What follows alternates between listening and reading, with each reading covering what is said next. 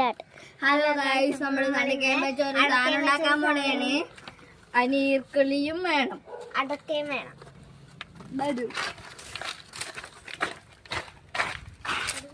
Guys, അപ്പം ഇതാണ് അടക്ക.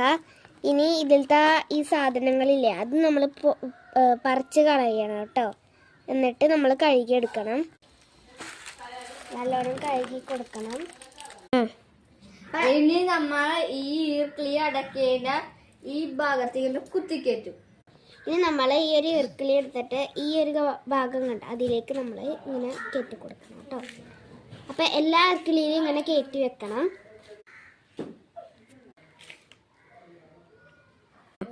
ഗൈസ്, ഇനി നമുക്ക് അങ്ങോട്ടേക്ക് പോവാം. റോട്ടിലോട്ട് ഗൈസ്, നമുക്കിനി കയറിയാം.